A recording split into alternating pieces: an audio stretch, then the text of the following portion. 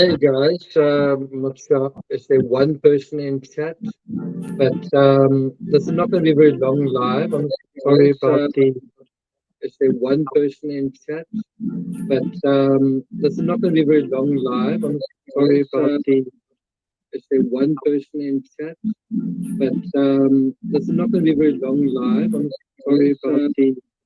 Is there one person in chat, but this is not going to be a very long live. I'm sorry about the.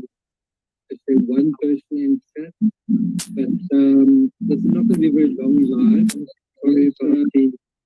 Is there one person in I'm not quite sure why that's happening. This is not going to be a very long live. I'm sorry about the. Is there one person in I'm not quite sure why that's happening. This is not going to be a very long live. I'm sorry about the. Is there one person in I'm not quite sure why that's happening. This is not going to be a very long live. I'm sorry about the. Is there one person in Right start. This is not going to be a very long live. I'm sorry about the. Is there one person in Right start.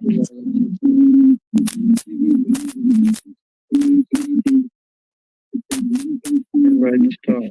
Right start. Right start.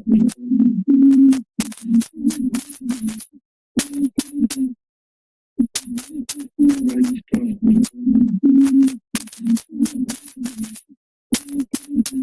Okay, well, hopefully that's gotten rid of the echo. Okay, well, hopefully that's gotten rid of the echo. Okay, well, hopefully that's pretty weird. Gotten rid of the echo.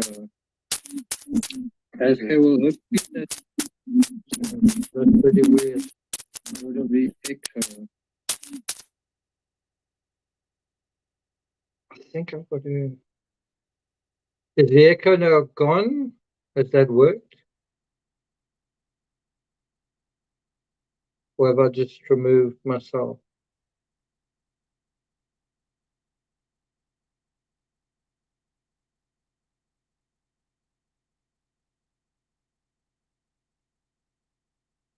Sorry, guys. Can you guys still hear me? Can you hear me? Or I'm not sure if I should have put in earbuds.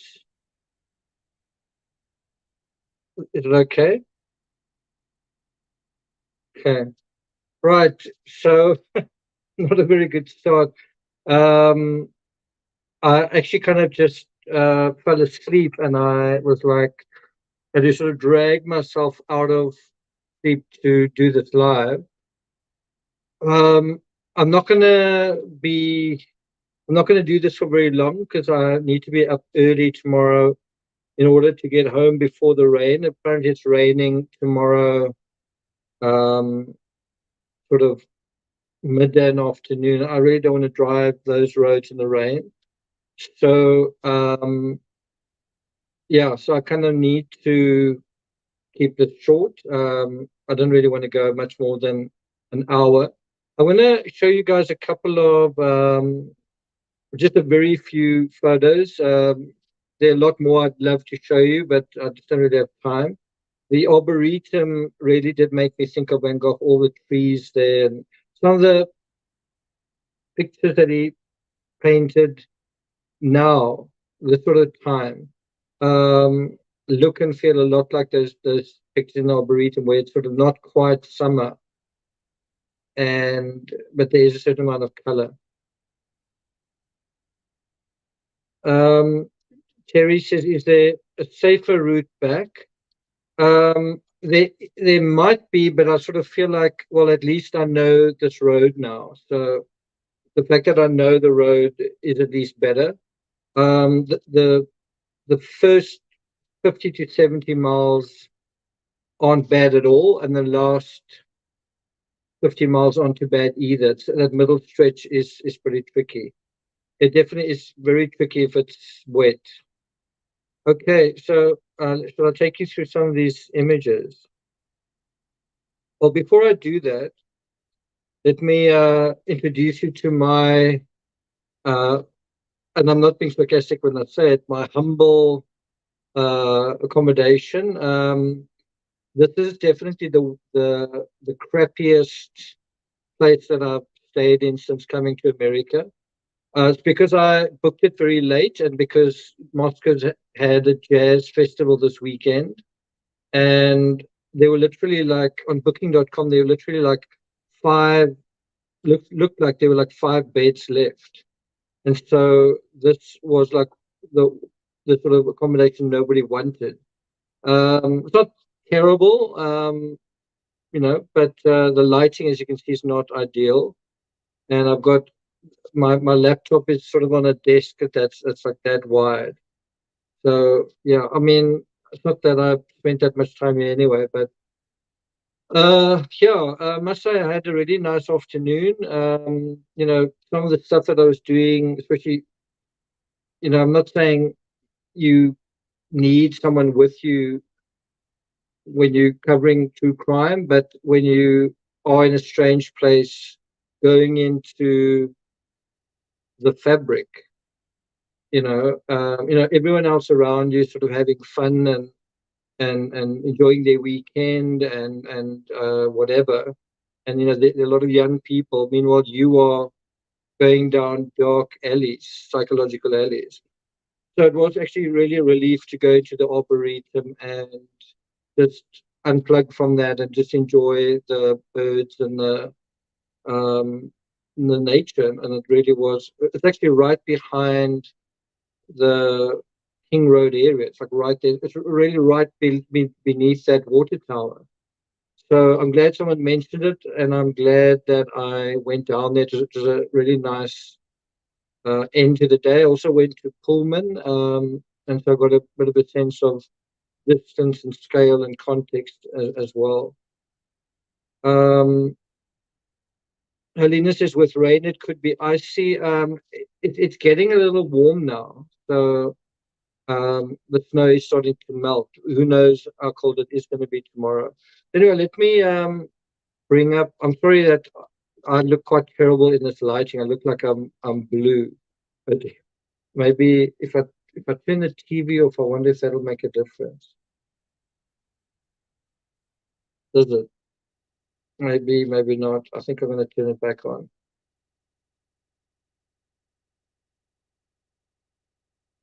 Okay, so let's go to some of these images.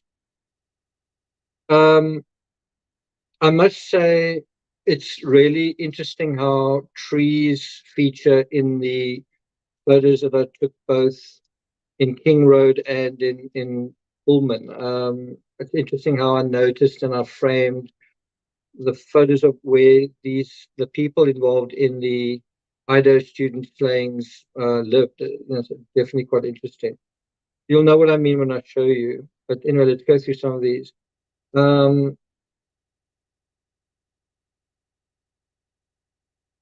I love going out into the road and into the middle of the road and getting perspectives like that. I'm not saying that that's one of the best perspectives, but I quite like uh, shots like that. I'm looking forward to being in the desert and getting shots like that. But you can see in this photo that all along that it's impossible to park all along here, and that it's completely waterlogged here, right? And so, in order to get to this building, to get to the structure, it was quite a tricky walk, very close to the road, kind of like what Stephen Smith was doing, and then trying to avoid, getting your shoes completely soaked. But I spotted this structure while driving, and and of course there was a car behind me, and I sort of tried to shake off the thing. Don't worry, you can take a photo of it when you come back. And so I drove probably another 3-4 miles before I decided, no, I'm going to take a picture of this now. And I turned around and I drove all the way back, and then I had to find parking some distance away, and that's kind of happened quite a few times. So if you were driving with me, you might have gotten quite irritated with what I was doing. Like, why are we going back? Stop wasting time. And I've got to say that I ended up being very, very fortunate because I was simply just in my own little world, driving, stopping, taking photos. I even went to King Road. The first thing I did when I arrived in Moscow, because I wanted to be that night, is I drove to King Road. So I went up there, and I was already looking at my watch. And when I arrived at my accommodation, it was 10:45 p.m. and they said they close at 11, and I could easily have arrived late and had to sleep in my car. So I guess karma was sort of with me, right? Anyway, so let's go back to this and go on to the next one. So this was the other side of the road, and I was really just trying to capture that sort of mirror image thing. Some of the photos I've seen of America from a long time ago, like the sort of classical images of America tend to be a lake and then high mountains in the background and forest. That the forest is sort of this beautiful autumn forest, and then that scene is reflected in the lake. And I guess it's taken from Montana, but I guess I'm trying to find those sort of scenes. And this was a bit of reflection that I thought was quite interesting. I don't really like taking photos in when the weather's grey, but yeah. So this was coming sort of right up alongside this structure, and I really do think. Can you see that you can actually see inside this building? You can actually see right inside, which is quite rare. You can see kind of through it. And this kind of reminds me of buildings at Kolmanskop in Namibia that seem like they were just abandoned. Even that's quite a good picture. And the shed as well. I would have liked to have had more time just to absorb these sort of scenes. I mean, even that is a kind of a painting. See. I hope you don't mind. For the first time, I'm going to be drinking a little while I'm presenting. It's a can of Truly. It's not my choice to have such a big can. They didn't sell any smaller ones, but there it is.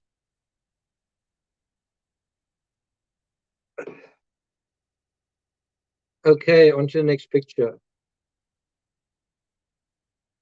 So I was trying to get a shot without these almost 10 pics, these fence posts in the foreground, and so I eventually got that picture, which I think is the best one of the lot.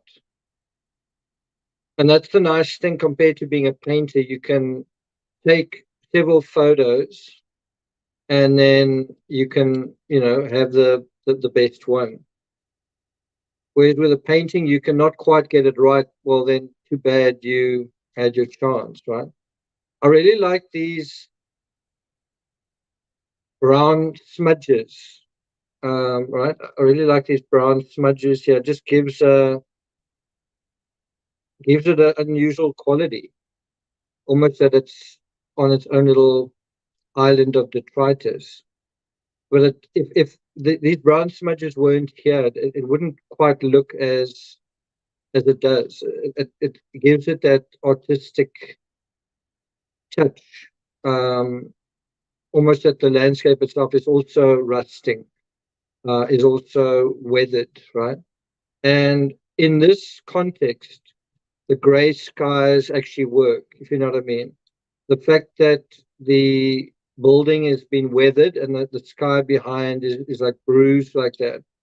It kind of gives the sense of the bruised building, sun bleached building and the sun bleached barn, right? So I don't know, this image to me speaks of weathering. Yvonne, thanks for joining us. Cherry says asbestos nightmare. So yeah, there's just a couple of different executions. Unfortunately, this wasn't quite in focus. Different angle there. We're using the tree, and yeah, actually using the barbed wire in the foreground. Once again, you can kind of see how you can see right through this building. And this is quite a nice perspective of this side of it. Look at that wonderful texture. And it kind of makes you wonder who lived here.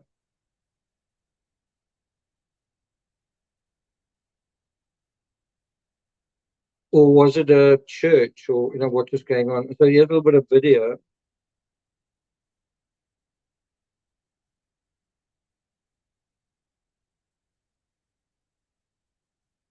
And it's amazing how video brings a picture to life.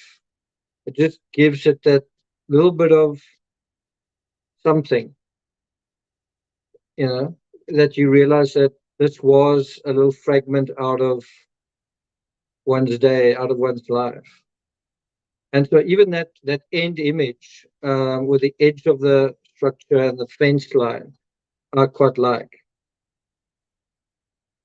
So anyway, on the walk back, there was just a couple of more attempts at this. I don't know if you can see, but what really ruined this scene was like this sort of shed in the back there. Can you see that gray line?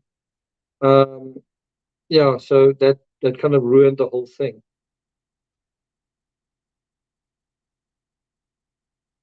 So yeah, this is the kind of thing I had to deal with, just this sort of waterlogged area. And at one point I thought of jumping it, but yeah, in the end I didn't. I just walked until I could cross safely. I'm going to get to Van Gogh letters in a second. I just want to say to those of you who know that I've had a bone bruise and my knee's been injured. I've got to say it definitely has improved a lot. I've been able to jog short little distances. I would love to be a lot lighter than I am, but I can jog short little distances with no pain, and so I'm really pleased that my knee seems to be healing. When I thought I needed surgery a couple of months ago. Okay, so let's continue. Go over there. Just kind of blow that up. It just gives you a sidelong view, and look at the porch. I guess it's the porch of this building. What a view you must have from there. Another view. It's good like this. You'll notice through my photography, I love signs, road signs, and fence posts and things. I love the perspective and direction it gives, and the directives within a given landscape. What I like here is the vertical, that it's so drastically juxtaposed with the horizontal, right?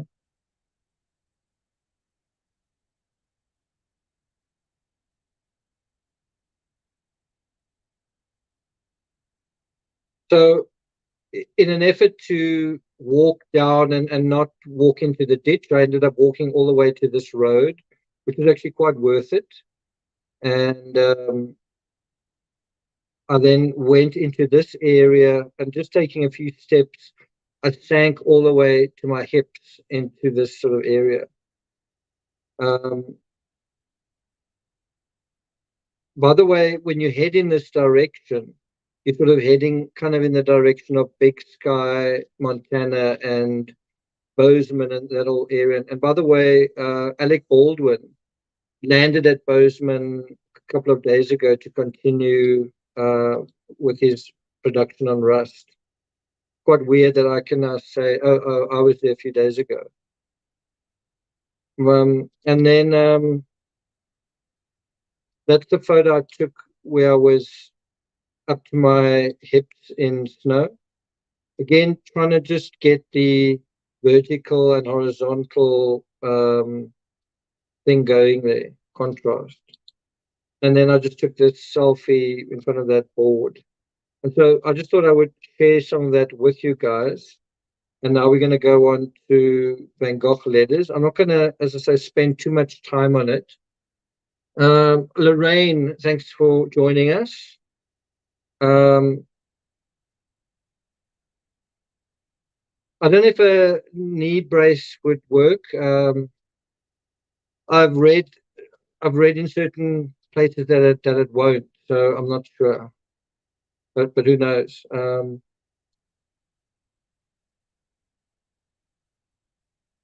Okay, shall we get going with Van Gogh letters? I think I'm going to put this here. Okay. Right, let's get going. So I'm probably just going to read one letter, and that'll bring us up to the hour. One or two letters. Okay. All 11 August 1888. My dear Theo, shortly you're going to make the acquaintance of Mr. Patience Escalier, a sort of man with a hoe, former drover of the Camargue. Obviously, that's a drover of horses, right? Like a horse herdsman. Now gardener at a farm in the Crow. Today I'm sending you the drawing I made after this painting, as well as the drawing of the portrait of the postman. Now, I have to say once again, I think this is extremely unimpressive. If you gave this to me, I would probably make every effort to give it away. I don't think this is terribly good.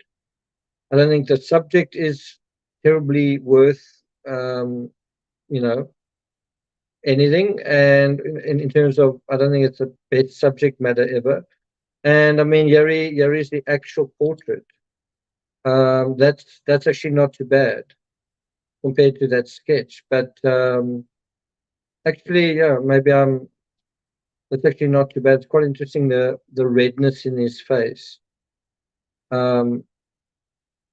That's actually not too bad. Kind of a weather-beaten French farmer. But yeah, in terms of that picture, that is terrible. I mean, I actually thought that's what it was going to look like, but that compared to this, this is executed quite well. Now, another thing is, think about how much better this is than the portrait of Dr. Gachet. Look at the detail in, for example, the lips, right? That's really well done. And let's see if I can bring up portrait of Dr. Gachet.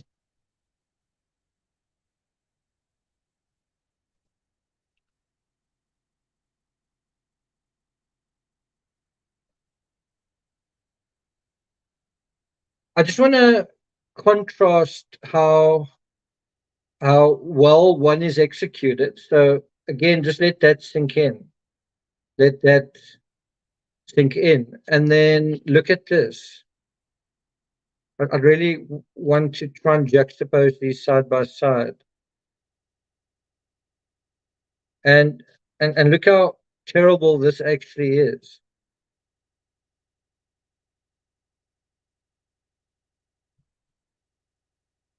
Can you see? Look how well the eyes are done on the left-hand side compared to the right. Look how well the nose and mouth is done on the left-hand side compared to the right. You see what I'm saying? I wonder if I can just try and do that. So this is a portrait he does in August 1888, and almost 2 years later, he would do this portrait of Dr. Gachet, which would sell for millions. But can you see that the skill, the detail, the accuracy of what he's doing seems to be so much better on the left hand side. But specifically, look at the mouth of the figure on the left, and the nose and the eyes. Just those sort of three areas: eyes, nose, mouth, and then compare that to the basically caricature on the right hand side. Look how much depth is in the colors and the contours of the face on the left compared to the basically just a pinkish face on the right. But it's a picture on the right that's sold for like a record. Do you see what I'm getting at?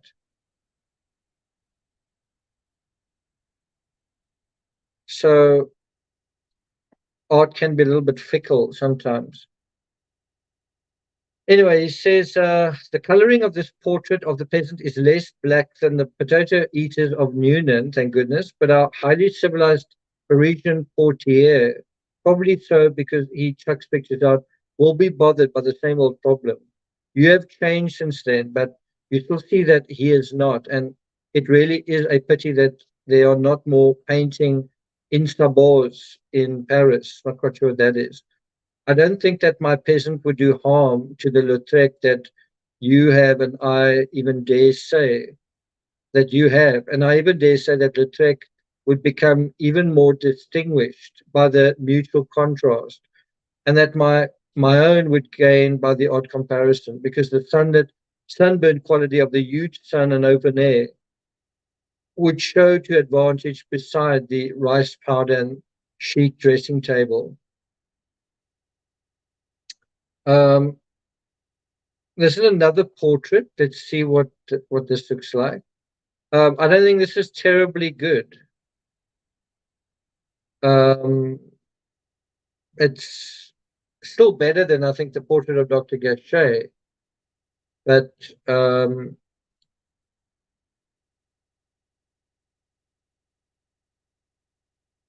it is certainly Van Gogh, isn't it?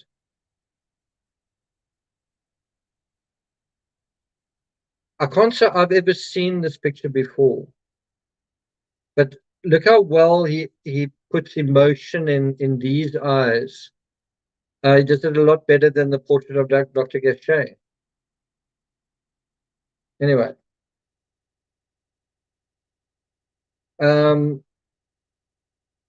head of Joseph Rouland. It's quite a nice sketch compared to the other one we saw. And then anyway, he says, what a mistake Parisians make in not having a palette for crude things, for Monticellis, for common earthenware. But there one must not lose heart, because utopia is not coming true. It is only that what I learned in Paris is leaving me, and I am returning to the ideas I had in the country before I knew the Impressionists. And I should not be surprised if the Impressionists soon find fault with my way of working, or it has been fertilized by Delacroix's ideas rather than by theirs. Because instead of trying to reproduce exactly what I have before my eyes, this is, I think, the title for this episode. Instead of trying to reproduce exactly what I have before my eyes, I use color more arbitrarily, in other words, randomly, in order to express myself forcibly. So in other words, he's trying to enhance what he's saying, is trying to, you see what he's kind of saying, is trying to be doubly expressive. He's trying to enhance, maximize, improve, exaggerate what he's seeing, because of what he's feeling. He's got, there's strong feelings that are in a way dominating reality, and that's what he wants to represent. So I think, if you don't mind, I'm going to quickly add that to the title.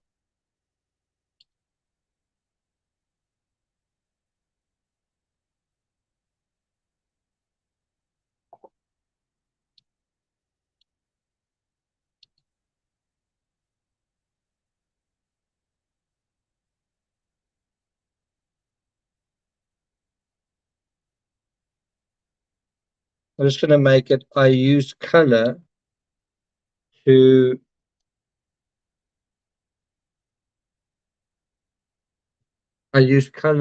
to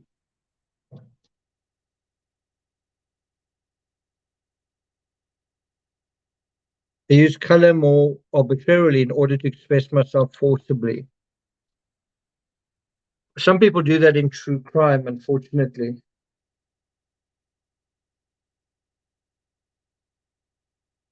So let's have a look at some of your comments. Yeah, it does exaggerate reality, but also exaggerates. He's putting emotion into his pictures. Chelsea says, I like it, but his shirt should be a different color. Zircon says, why do you think the doctor is so flat? It's a good question. Maybe he was feeling pressured, or perhaps he was feeling uncomfortable. Perhaps he felt almost um, that his arm had been twisted into doing it. Perhaps he felt pressure. Um, Perhaps the fact that the doctor is his biggest ever portrait. I mean, bear in mind that the doctor is one of the richest people, most influential people that's sort of asking him for his services. Or maybe the moment was too great. Who knows? Maybe it's actually a fraud. I don't think so. I don't think that one is, but who knows? Anyway, it goes on to say, I should like to paint the portrait of an artist friend, a man who dreams great dreams, who works as the nightingale sings, because it is his nature. He'll be a blonde man. I want to put my appreciation, the love I have for him, into the picture. So I paint him as he is, as faithfully as I can to begin with. But the picture is not yet finished. So this is the blonde man that he's talking about. And he's talking about feelings of love for this artist. And I don't think there's anything, um, you know, there's anything strange about that.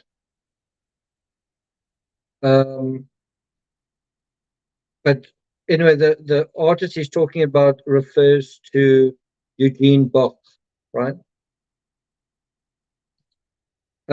You guys want to look at a picture by Eugene Boch? It's going to be a little bit difficult. I've got my camera stand on my laptop keyboard, so I've got to navigate around the stand when I type. I've now just, instead of writing Eugene Boch, I've written Eugene Navigate.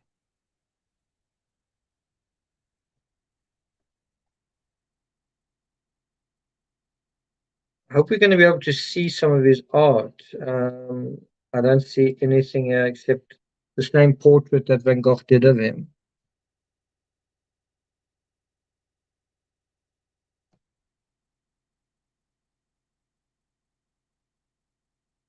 I wonder if did he paint this? Looks like he may have. So I think this is quite an interesting painting. So he was a Belgian Impressionist painter.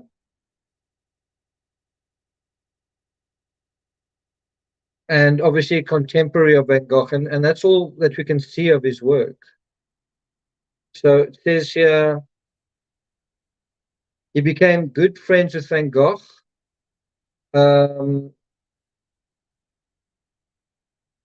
They met when they were introduced to each other by an American artist, Dodge McKnight, in the summer of 1888. About a month after, Vincent wrote a letter to Theo, in which he said that he very much liked the looks of the young man with his distinctive face like a razor blade and green eyes. On the 11th day of August, he conveyed his eagerness to paint his artist friend. And he expressed in the portrait his appreciation and love which he had for Bach. In September, in the Yellow House in Arles, Eugene Bach sat and let Van Gogh finally have the first sketch of the painting that he had been dreaming of for a long time. Behind Bach's head with his green eyes, Van Gogh painted a rich blue background with stars for a mysterious effect. You can see there's already a kind of a dreamy sense of Starry Night starting to come about, where Van Gogh is almost, you kind of get the sense that he's so lonely that he's starting to see stars. He's starting to over-imagine things. While Van Gogh considered his work to be only a sketch, he placed the portrait in a frame, kept it above his bed, and called it the poet. Well, all of that does make you think, does this guy actually like men, right? Eugene Bach was encouraged by Vincent van Gogh to exchange some works of art. Theo van Gogh documented the exchange of Bach's painting. Then I hope you guys are interested in this. Eugene Bach supported talented artists, including Emile Bernard and Paul Gauguin, and also exchanged their works. Thus, gradually, a great collection of different contemporary artworks came together. Bach spent a huge amount on promoting other artists. So you almost get the idea that Van Gogh loved this guy because this guy seemed to validate him and recognize him and pay attention to him. And he was just this guy was trying to get artists where they wanted to go. It also says he bought works of art mostly from his friends. In addition to his own portrait, Bach owned another painting of Van Gogh. In 1892, so this is 2 years after Van Gogh died, Bach settled down in Monthyon, Seine-et-Marne. He married Anne-Marie Leonie Krutzmann. My mother's name was actually Leonie, in 1909. And then they moved somewhere else, and Bach bequeathed Van Gogh the poet upon his death. And now it can be seen today at the Musée d'Orsay. Is it Musée d'Orsay? Yeah. And so there you have it. So there's just a little bit of background just on that little comment about this guy. I sometimes find it worthwhile going into those little kind of diversions from the letters. Just gives you a richer sense. It says that behind the head, instead of painting the ordinary wall of the mean room, I don't know if it should be meal room, but it says, I paint infinity, a plain background of the richest, intensest blue that I can contrive. And by the simple combination of the bright head against the rich blue background, I get a mysterious effect, like a star in the depths of an azure sky. So let's have another look at what's going on here. So, it's one thing to say, you know what, this painting doesn't work for me. But it's another thing to get a sense of, even if Van Gogh fails, it's another thing to get a sense of what he was trying to express, right? What he was trying to express, and then, did he ultimately fail? And then perhaps why did he fail? And it's interesting to compare, for example, this portrait of Bach and the portrait of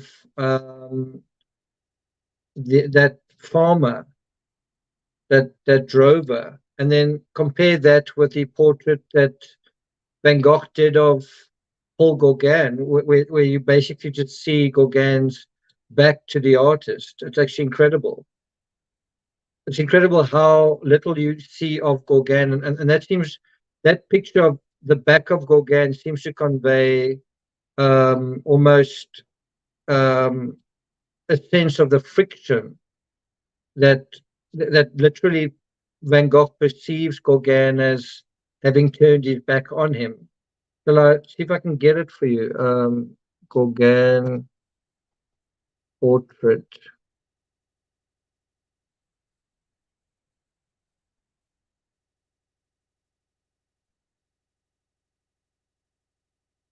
Right, so I've just showed you those portraits. Now have a look at this portrait. Actually, unbelievable.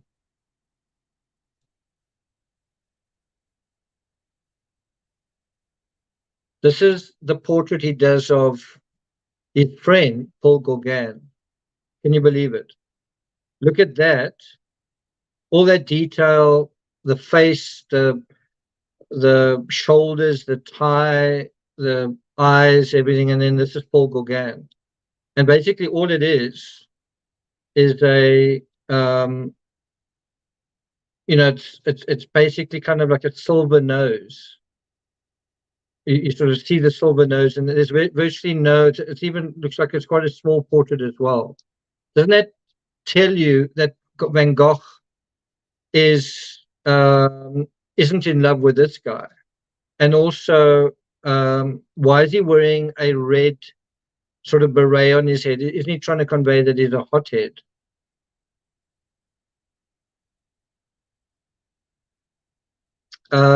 Sorry, Zirkon, I see I've left your comment up there all this time. Sorry about that. As I say, I was sleeping before just before I came on live, so I'm a little bit out of it, and I've had a little bit to drink as well. Whew, and I've had quite a long day. And can I think of any other excuses? Okay. I think I'm gonna have another sip.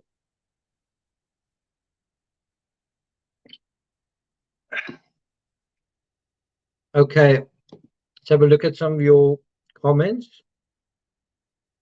Garth, oh, Garth is here, guys. Garth is a friend of mine from school. I actually saw him a couple of months ago in South Africa. Good to see you, Garth. Garth, you're catching me in a bad time. I never drink alcohol when I do live. I actually am now. Although it's like 5%, I think. 5%. I think I can handle it. Yvonne says very different moods in the brushstroke for sure, definitely. So can you see that just his portrait of Gauguin seems to suggest something's not so great, right, with his relationship with Gauguin. And we're far away from there, but when Gauguin does a portrait of Van Gogh, it's definitely not flattering either. You get a sense that these guys do not like each other. These guys do not like agree with each other, right? Yeah, that's right. And you also got to wonder, is the green that he put so much green in the painting of Gauguin, is that supposed to convey Gauguin's interest in the tropics, or kind of envy, being green, having, being, that whole thing? Is there envy? Is it envy of Van Gogh to him, or the other way around? Anyway. Okay, so let's continue. So he goes on to say, similarly in the portrait of the peasant, that I've worked this way, but in this case, without wishing to evoke the mysterious brilliance of a pale star in the infinite blue, but imagine the terrible man that I have to do in the full furnace of the harvest at high noon, hence the flashing orange colors like a red-hot fire, hence the tones of old gold luminous in the gloom. So that's kind of what he's trying to convey with this. He's trying to convey a man in a fire, a man that's in the sunshine, a man that's sort of almost stepped out of a furnace, and he's sort of bronzed, and he's sort of glazed, and he's sort of cooking, and his world is the bright white, the bright warm world of the farmer's field, the scorching outdoors. And so in that sense, I think he does quite a good job at showing that. Anyway, then he says, my dear boy, and the good folk will not see in this exaggeration anything but a caricature.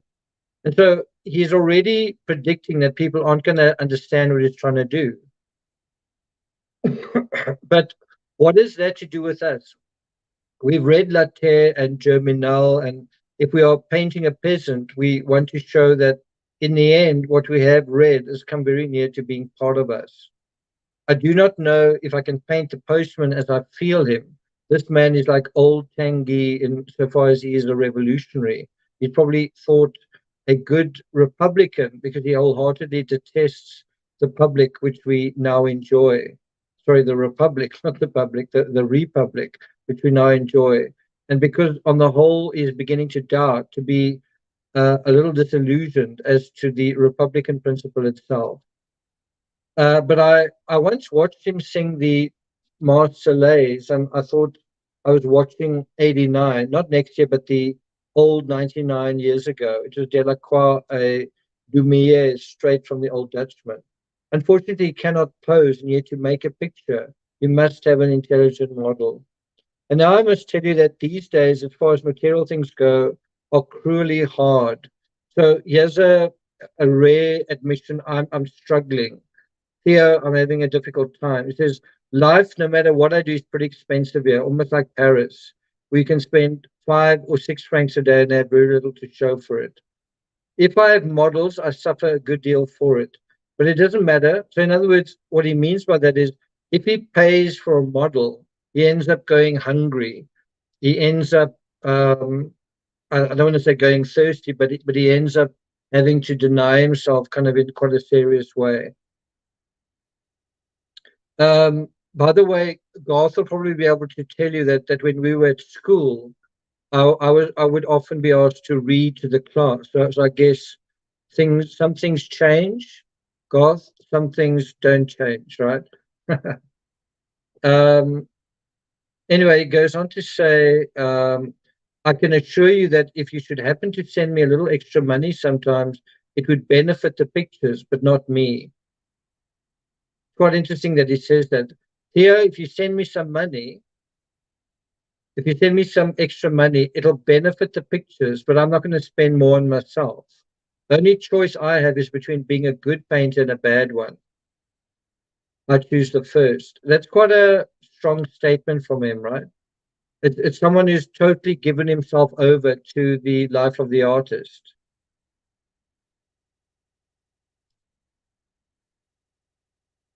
So weird seeing Garcia in chat. Like right now, we used to be in the same place. Right now, I'm in Moscow, Idaho, like in the far northwest of America, and he's literally on the other side of the world in Australia. We couldn't actually be further apart. And yet, through the wonders of technology, we are like, you can see me, and it's like once upon a time, the cost of a phone call would be prohibitive. Now you can just sort of, you know, talk on and on and on, and even feel like some people feel like, oh wow, this has gone on for long enough. But like, how many years ago, a phone call you could like talk for 2 minutes or 3 minutes or 5 minutes, it would cost you the earth, and you didn't get a picture of them. It's quite amazing how the world has changed. Wow, relaxing voice. That's good to hear. I believe I'm also good for pet ASMR. Okay. Anyway, he says the needs of the painting are like those of a wasteful mistress. You can do nothing without money, and you never have enough of it.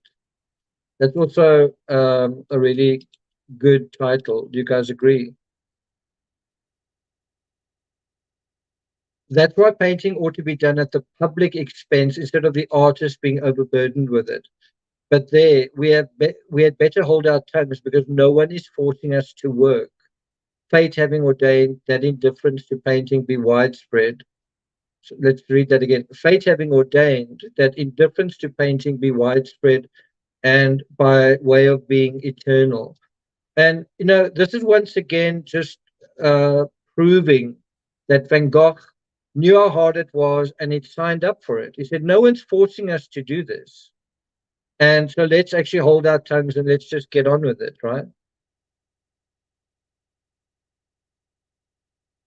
By the way, when I went into the Arboretum, and I think Garth would appreciate this because he also likes nature and likes trees and that sort of thing. I was looking out for peach trees and I just couldn't find them. There were cherry trees, there were pear trees, there were maple trees, just not peach trees. Or if there were, I couldn't find them. Okay, let's continue. Then it says, fortunately, my digestion is so nearly all right again that I've lived for 3 weeks in the month on ship's biscuits with milk and eggs. It is the blessed warmth that is bringing back my strength.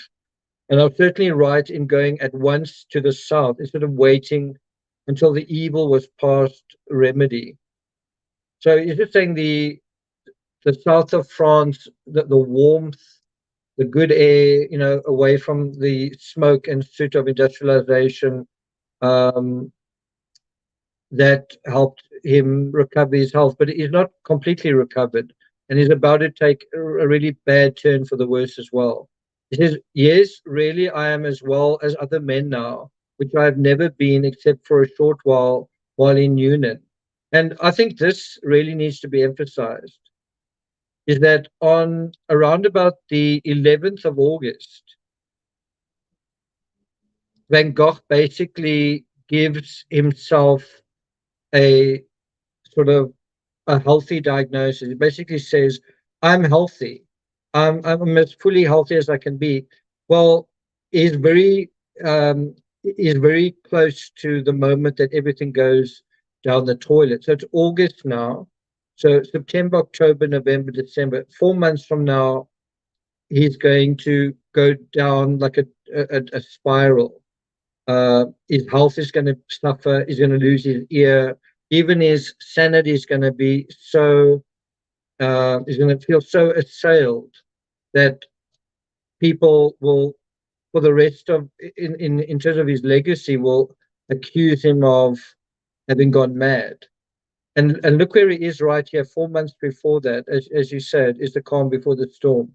He says, "I'm as well as other men now," right? And again, the question is, why does this happen? And I think part of the reason is he's lonely. Part of it is he anticipates Gauguin's arrival. And of course, Gauguin ends up being a horrible friend. Gauguin ends up not being the best companion. And Gauguin is a really bad influence. They drink, they womanize, and they argue. Okay, so let's continue. He says, by other men, I mean something like the navvies, like old Tengi, old Malay, the peasants. When you are well, you must be able to live on a piece of bread while you are working all day and have enough strength to smoke and to drink your glass in the evening. That's necessary under the circumstances. I can tell you when I was in my early 40s, I would get up in the morning, work all day.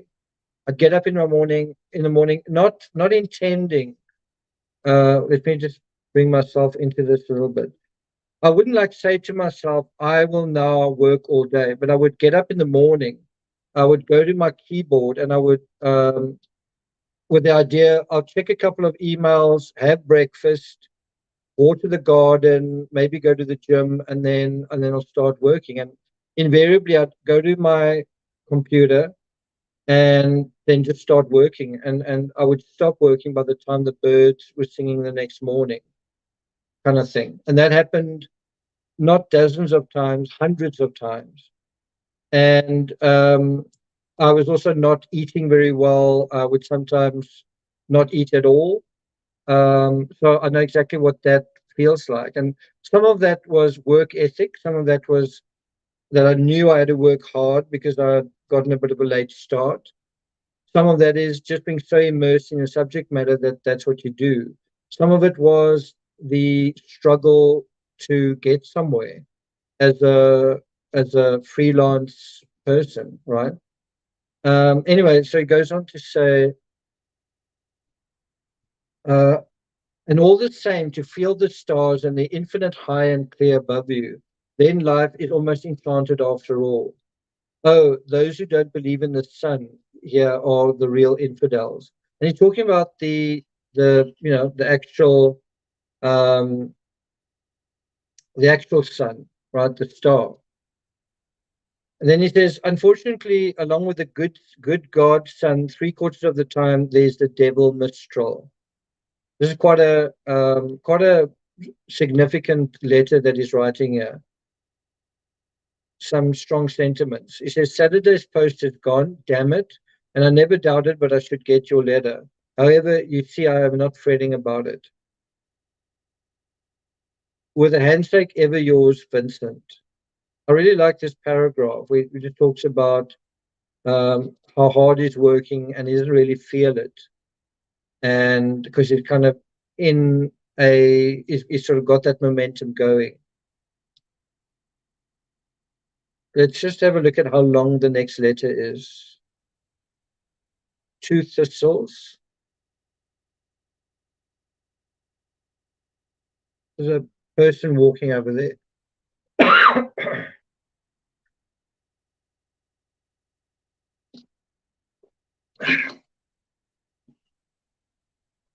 How long is this letter? Wow, this is actually quite a nice picture. Look at this. Oh, it's quite a nice picture. Encampment of gypsies with caravans. I know I often read about gypsies in the fictional Enid Blyton stories. Railway carriages. These are some artworks that very few of us have actually seen, right? So these are the kind of things he's seeing. Look how bright red that is. It actually reminds one a bit of those houses in the Eugene Bock that we saw earlier. Shall I read one more letter? Hopefully I can get through this letter. I'm just going to get a bottle of water. I'll be back in a second.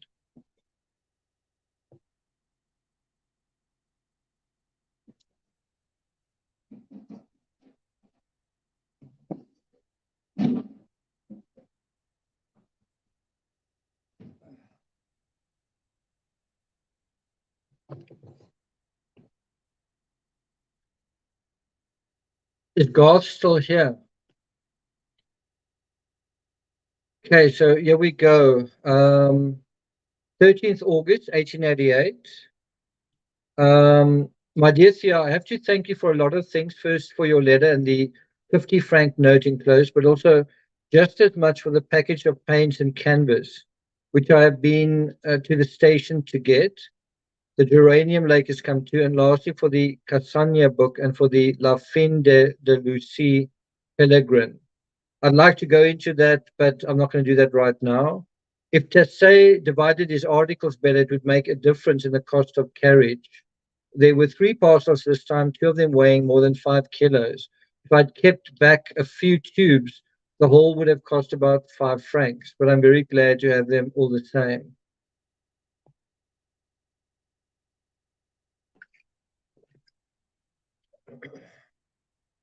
It's just gone past 10:30 where I am now. I'm not going to go more than another half hour. Lucy Pellegrin is very fine. It is quick with life, so that's a story. And it's really exquisite and moving because it keeps the human touch. So can you see he becomes friends with poets. He reads books.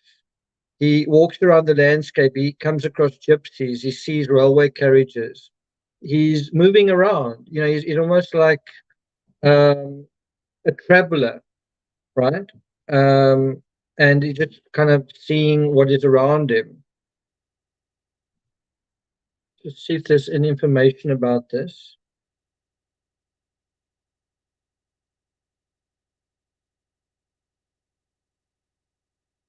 Okay, so that's quite interesting. So if we go to Goodreads, we get an idea about this book that Van Gogh is reading. And it was published originally in 1875. Bear in mind, this is 13 years later. And it tells a story.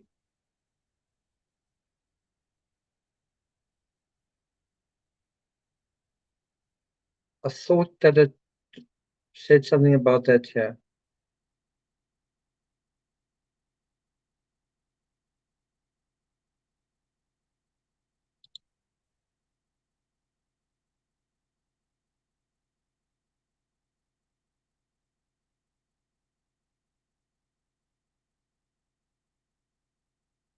So it says here,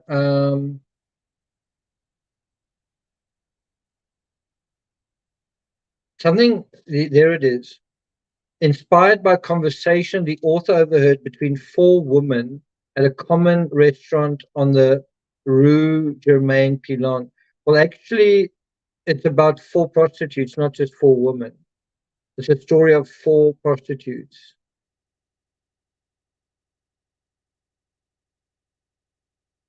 And so that's really what is fascinating Van Gogh in this case, right?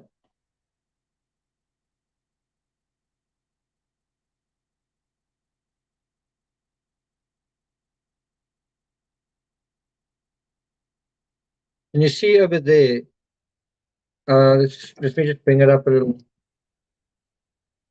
Otherwise, you think I'm making it up. It's a short story about a group of 4 prostitutes who decided to check in on one of their own, right? So that's what he's reading about. That's what is preoccupying our very cerebral and forward-thinking artists. So in the same way that Van Gogh can think about stars and think about the universe and think about um, society and sort of quite advanced things, is also still just a man in a sense, right? And so he calls the story about, that deals with these 4 prostitutes very fine, quick with life, and still exquisite and moving because it keeps the human touch. Why should it be forbidden to handle these subjects, right? Why should it be forbidden to handle? Kerry says, it's actually quite funny. He says, unhealthy and overexcited sexual organs seek sensual delight, such as Da Vinci's. It's quite a funny way that he says that. Anyway, he says, not I, who have hardly seen anything but the kind of woman at 2 francs. What do you think he means when he says that? When he says, why should it be forbidden to handle these subjects? Well, he's saying, I'm not saying that. Why should it be unhealthy to deal with this? I'm not saying that. And he says, you know what? The only women I deal with cost 2 francs. And they're originally intended for the soldiers. And I mean, that's where the French disease comes from. The French disease is syphilis, and it's called the French disease because it originated from French soldiers. And guess who is sleeping with the same woman that the French soldiers were sleeping with? I mean, it probably originally came from the French soldiers. Lamtoon, I'm sorry, but the StreamYard times just are out of sync. I can't, unfortunately, change it. If I tweet or I put it on YouTube and I say it's coming soon, then it probably means in the next couple of hours. But I must say it's good seeing 25 of you without really putting up much effort to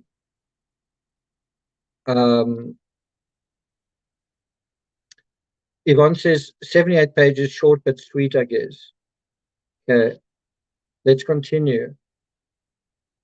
The people who have leisure for lovemaking, they want the Da Vinci mysteries. I realize that these loves are not for everyone's understanding, but from the point of view of what is allowed, one could write books treating worse aberrations of perversion than lesbianism, just as it would be permissible to write medical documents on this sort of story, surgical disquisitions. Now, I don't know, look, I haven't read this book, but if it involves 4 prostitutes, 4 female prostitutes, and he's talking about aberrations of perversion and lesbianism, and I assume that these prostitutes get involved in some way with one another. And I can kind of imagine in the 1880s that is pretty almost like pornographic for that time, especially for the son of a preacher, right? And so he describes all of this as very exquisite and very moving, and talks about overexcited sexual organs. Anyway, it says, at all events, law and justice apart, a pretty woman is a living marvel, right? Whereas the pictures by Da Vinci and Correggio only exist for other reasons. Why am I so little an artist that I always regret that the statue and the picture are not alive? why do I understand the musician better? Why do I see the raison d'etre of his abstractions better? And yeah, you get a sense, like earlier you may have thought, could Vincent van Gogh be gay? Like he seems to be in love with this poet. Well, do you think when you read this, do you think he's gay? He describes, first of all, describes sleeping with prostitutes that cost 2 francs, I guess, habitually. And then he also talks about a pretty woman is a living marvel, right?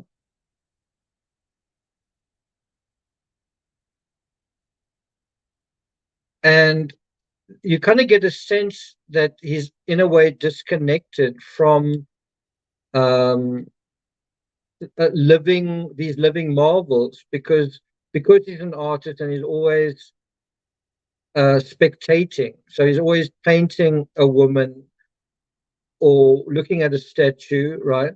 And after he's painted the picture, he probably wishes that he could be with a figure in that picture. He wishes he could um, converse and other things, I guess.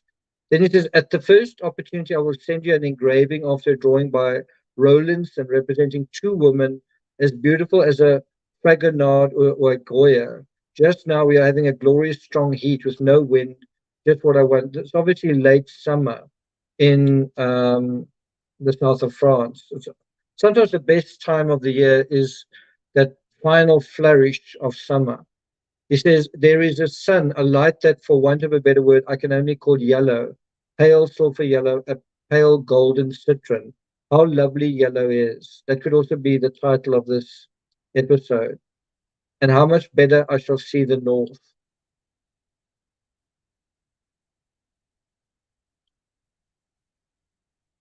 I must say, I'm grateful that today was a sunny day. It wasn't that, it wasn't that warm. It wasn't really cold.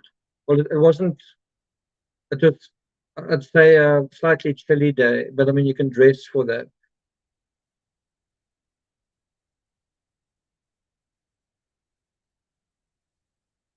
Uh, well, maybe you're right. I tend to think of the previous era as, especially if you're the son of a pastor, that's not going to be that common. Um, anyway, that's just kind of how I see it.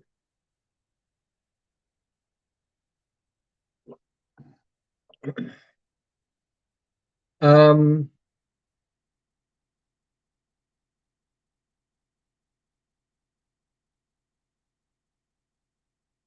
I just want to see if we can see this picture by Rowlandson.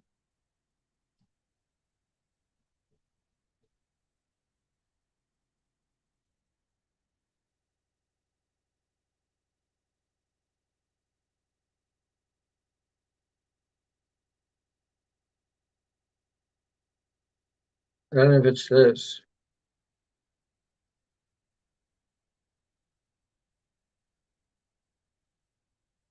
I'm not quite sure if it refers to this. If it does, that would be quite strange.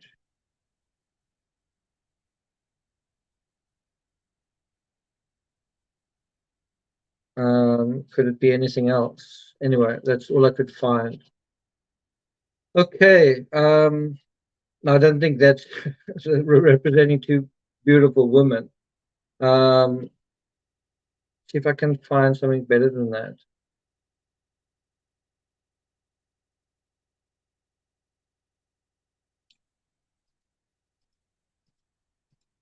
Yeah, I don't know if I've got the right Thomas Rowlandson.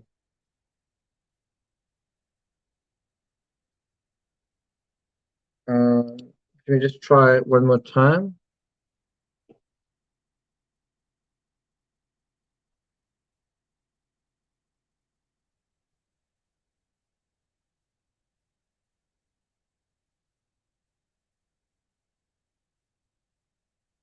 Wonder if it could be this.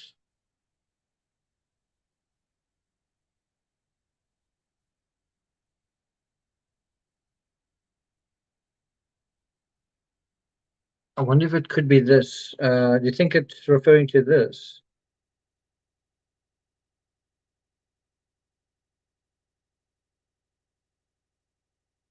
two women waving fans in front of a man sitting on a chair.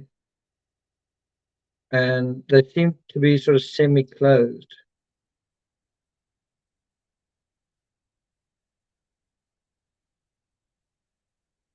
I don't know if that's what he's referring to, but it's certainly maybe closer than the other one. Anyway, let's continue. Then he goes on to say, "Oh, I keep wishing for the day when you will see and feel the sun of the south." Well, that day is going to happen in in December, but I'm not sure if you will feel the sun or the warmth. Then it is, as to the studies, I have two studies of thistles in an uncultivated field, thistles white with the fine dust of the road. Then a little study of a roadside inn.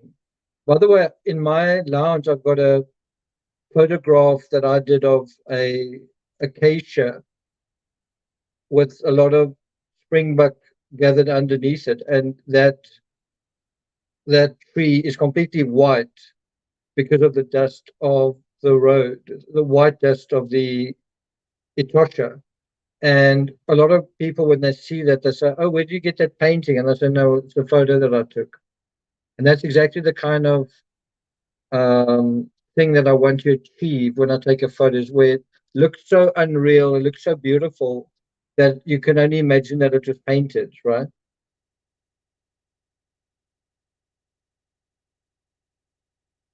Bridget says, "We're having a lovely autumn after a very late blast of summer heat." Well, the spring here is definitely taking a really long time to. As much as I like Moscow, I wouldn't be able to handle winters that are this long. I was saying that I wouldn't have minded, I would have loved to have gone to college in a lovely place like this. But I did triathlon, and when you did triathlon, you you didn't wear very much, and you were outdoors a lot, and you were in the weather, and wouldn't suit me very well to have winter going on for this long. But it is a very like if I went into a cultural thing and I wasn't so sporty, I think I would have really liked studying here. By the way, on my way from the Arboretum home, there were some kids by the side of the road holding up a sign saying, "If you honk, you must drink." And I was sort of tempted to honk, and then I didn't. Like a bunch of like 8, 10 students, obviously just trying to have fun on a Sunday afternoon. Okay, so let's go on. This valiant warrior has given up the art of drawing into the mysteries of which I endeavored to initiate him, but it was for a plausible reason, namely that he had unexpectedly to take an examination for which I am afraid he was anything but prepared. Always supposing the aforesaid young Frenchman always speaks the truth, he has astonished his examiners by the confidence of his answers, a confidence he has reinforced by spending the eve of the examination in a brothel. Um, as Francois Coupé, I think, says in a sonnet, one might have a despairing doubt on the subject of my lieutenant to be. For Copy goes on, my thoughts are on our defeat. It is now referring to written works. It says the fact remains that I have nothing to complain of in him, and if it is true that he will shortly be a full-fledged lieutenant, one must anyhow acknowledge his luck. He's literally like the good old general, in that he has often frequented the pretty ladies of the so-called cafe chantant type. It will be enough for me to write to you, or rather, he will send you a wire telling you by what train he will arrive on the 16th or 17th. Then he will hand over the painted studies, which will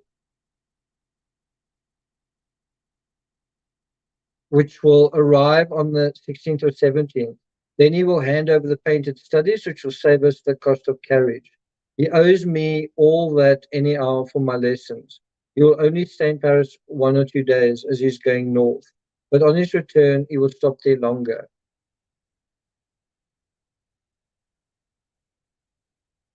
Well, Mel, don't worry. We're coming to the end of this letter anyway.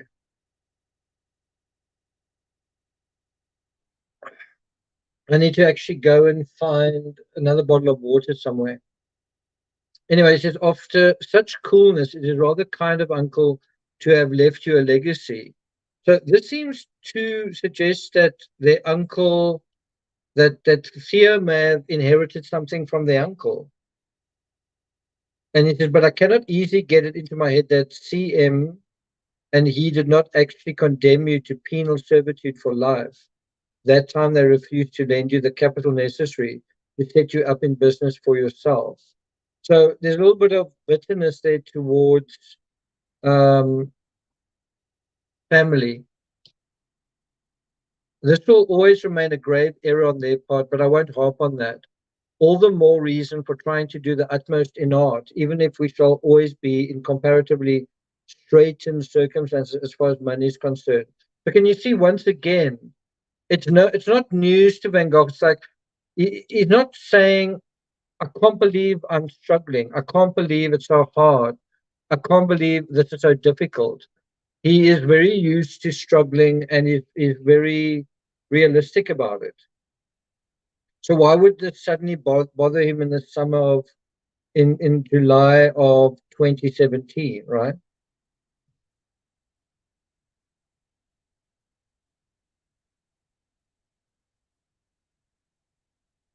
What's Yvonne talking about? Taking a photo of a beautiful thistle.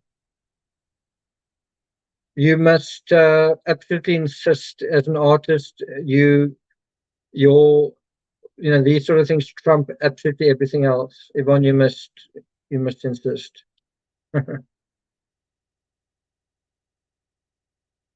Okay, so anyway, it goes on to say, well, my boy, at the time you were ready for your part to set up in business, and consequently you have a perfect right to feel that you are doing your duty for your part. Considered as a whole, you have taken up this business of the Impressionists with their help. Without their help, the thing can't go on, or will go on in some different way. If you have made no profit yet, you will have deserved something. And if the Dutch confound these two very different things, having only their word redenen for both meanings, so much the worse for them. I'm writing a line to Maria too. You can read it and I give you a hearty handshake. Ever yours, Vincent. And so I think this is a postscript, which is effectively a little letter to Maria. With regard to Gauguin, however, I think it's just a postscript. With regard to Gauguin, however much we appreciate him, I think that we must behave like the mother of a family and calculate the actual expenses. If one listened to him, one would go on hoping for something vague in the future, and meantime stay on at the inn and go on living in a hell with no way out. That gives you a little bit of a glimpse into what is to be expected. Gauguin isn't even living with him, and he's talking about living in a hell with no way out. And I wonder whether Gauguin didn't feel the same way as well. I would rather shut myself up in a cloister like the monks, free as the monks are to go to the brothel or the wine shop if the spirit moves us. But for our work, we need a home. That's definitely true. That's definitely something I experience. I mean, my work improved so much when I stayed in one place for a length of time. Anyway, it goes on to say, although Gauguin leaves me quite in the dark about Pontavin, he tacitly accepts my suggestion of coming to him if necessary, but he writes nothing about any means of finding a studio of our own or about what it would cost to furnish it. And I can't help feeling there's something queer about it. So I've decided not to go to Pontavin unless we could find a house there at a low rent like the one here, which is 15 francs per month, is what mine costs, and could arrange it so that we could sleep in it. And then this is the end. I'm going to write to our sister this evening if I can find time. And then he says, as a final thing, have you got the drawings of the gardens and the two figure drawings? I think that the picture of the old peasant's head is as strange in color as the sower, but the sower is a failure. It is.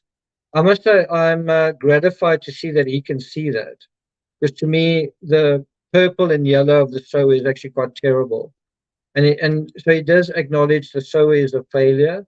He says the peasant is more what it should be. Oh, as to that, I will send it to you all by itself as soon as it is dry. And I'm going to put a dedication to you on it. So that's where we are. Here's Painter on his way to work. And you see how he can sometimes execute quite terribly. I mean, look how little effort he puts into that face, right? Sometimes Van Gogh is quite disappointing. But we're not going to read this letter. So there's the sower and there's that. This is quite nice.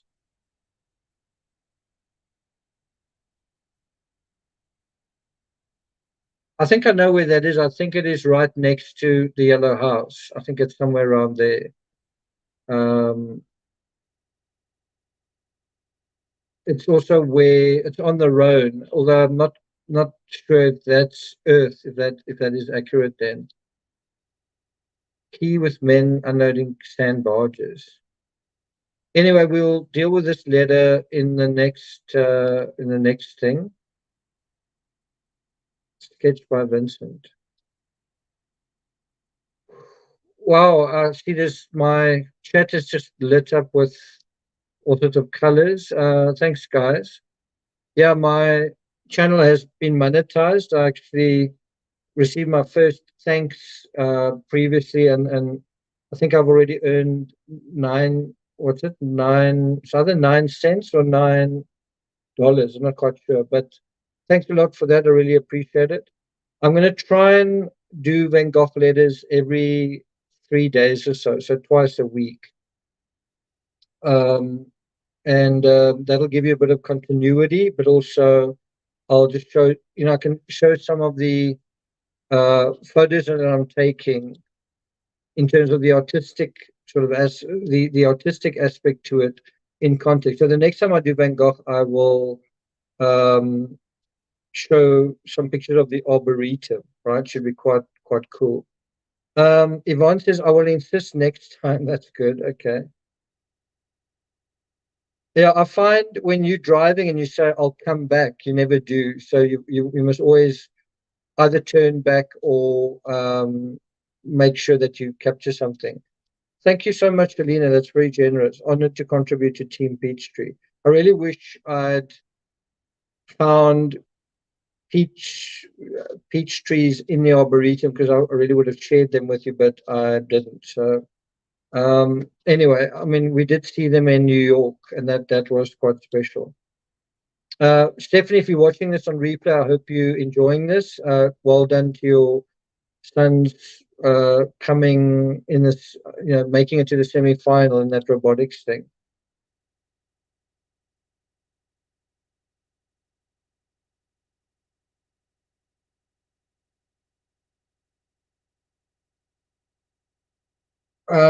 Zircon says, what's going on tomorrow?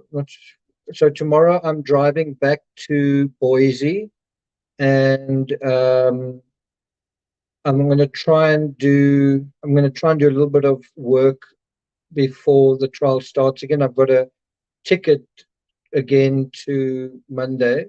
I've only got 3 days left of trial, Monday, Tuesday, Wednesday, then I'm off to Seattle. So it was quite nice. I really enjoyed Boise. It was really nice getting into the rhythm of what I was doing. I sort of feel like I made a couple of friends as well.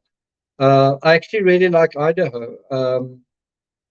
I didn't really know much about Idaho, so when I was in New York and Montana, I don't think I was terribly terribly enthusiastic about going and sitting inside a courtroom. And so I went to California instead, but I've actually really enjoyed Idaho. Part of why I've enjoyed it was, as much as I like being with people that I know and having their companionship, it's also nice doing whatever you want to do and hiring a car and going where you want to go and taking as long as you want to and stopping when you want to and going and eating here and eating there. So it's been quite enjoyable. Yeah, definitely. I'm also looking forward to putting up more content. So when Terry and I do the Pacific Coastal Highway, I'll be putting that on Team Peachtree, and what will be nice with that is if I'm driving, I can record a little bit more freely, and Terry as well. So if I'm, if Terry's driving, I can record, and if I'm driving, she can do the same. So we'll see. I actually need to buy a external hard drive because I've already used up so much data on my laptop. I think I've only got 10 gigs left. So I need to buy an external hard drive. Garth, I don't know if you're still here, but thanks a lot for joining us. Appreciate seeing you. I'm actually going to be seeing another friend of ours, school friend, um, in Sacramento in about the first week of May. So it's quite interesting. I've been here more than 3 weeks now. And oh, you're still here. So Garth, I'm going to be seeing Webb Denise. I actually spoke to him from a Marriott hotel in California. I left a Facebook message and then really didn't follow up. And I don't think he checks his Facebook very often. I don't know if you remember. I think he studied at the what is it? Is it the Massachusetts School of Engineering, or how does that thing go? Something like that. But you remember, I will send your best wishes. Yeah. So, so we're going to do a little mini road trip after I do one with Terry, who's one of, um, the patrons on this channel, one of the long-time supporters of this channel as well. That's it. MIT. That's the one. Um, as far as I know, he studied there, and he's, quite a successful. I mean, it's totally integrated in. Is a South African that we studied with, Massachusetts Institute of Technology. He was a very clever um, guy in terms of maths and science. And I remember, I think he introduced me to computers. Um, and so, yeah, I mean, he's so integrated into American society that he actually speaks with an American accent. So he's married and lives just north of LA. So it's quite interesting. Thanks a lot, Chelsea. That's very kind of you. Is it warming up in Canada? I hope so. I know I'm very close to Canada. The fact that Canada's even further north and that it's even colder and there's even more snow. I'm going to be heading south, and the further I go south, the warmer it's going to get. Kind of interesting. So yeah, so Garth, I'll tell him you say hi, and you better pay attention to this channel because I'll be putting up some of our little adventures there, so it should be quite interesting. I'm also enjoying driving through America. I mean, I was initially very kind of worried about it, and I do sometimes automatically default to my programming, but as long as you stay alert, that's why I've got to get enough sleep. If you haven't slept enough, you kind of in a daydream, in a delirium, you go back to your original program. You can be driving, you like, oh, I'm on the wrong side of the road, and then you go to the other side. That's the worst case scenario. So anyway, Chelsea says we're back to winter here. Okay. Oh, not on southern Vancouver Island. Okay. So yeah, I'm going to be seeing Terry in like 4 or 5 days. So looking forward to that. And hopefully we're not going to be like Van Gogh and Gauguin. We'll see, I guess. But yeah, it should definitely be interesting. I'm looking forward to seeing the sequoias and the coast. It's apparently one of the most beautiful drives in the world. So probably competes favorably with South Africa's garden route. So we'll check that out.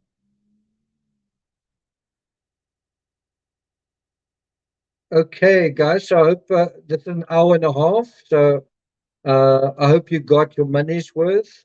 I hope you like the shirt that I'm wearing from Yellowstone. Terry and I may actually head back to Yellowstone later on, like if Terry's schedule allows, and maybe even go back to Jacksonville. I mean, I never really got to socialize when I was in Jacksonville, and so I wouldn't mind going to the what's it called, the Silver Cowboy or something, um, and the galleries that were there, and so it might also be nice to mountain bike on some of those paths with someone. So we'll see. The redwoods, yeah. So thanks a lot, guys, for joining me. I don't think I'm going to be doing a live tomorrow. I'll be doing one more live TCRS in Idaho, just recapping some true crime news before I leave Idaho. But from here on out, we'll be covering the Lori Vallow case, and I'm actually disappointed that it's not more high profile. I was actually thinking, I think it's the most shocking and terrible high profile case I've ever worked on. It's actually the worst in terms of human casualties and perpetrators. It's actually, I think, the worst case I've actually ever worked on, and I think there's a misperception that it's just a crazy lady, and it's not more than that. It's actually a very horrible case. Maybe because it's not televised. You had the same thing with the Patrick Frazee case. Because the media are cut out of the coverage, it then becomes like, oh, we're not going to cover that. I don't think that's really a good excuse, but anyway. Chelsea says safe travels, don't drive in the dark. I'm intending to leave early tomorrow, like pretty early. So hopefully, I just hope I sleep well tonight. I'm actually going to take a sleeping pill if I can't sleep to make sure that I do. Gloria, take care. Susan, good to see you here as well. And I'll see you guys again for Van Gogh Letters 55. Garth, hope to see you here again when we cover the Pacific Coastal Highway. I might do that as a live rather than as an edited video. Anyway, thanks a lot, everyone, for being here. Thanks for those super chats. If you're watching this on replay, remember that you can also hit the thanks button. Okay, thanks, guys. Garth, all the best. Enjoy Australia. And I'll see you guys next time. Ciao.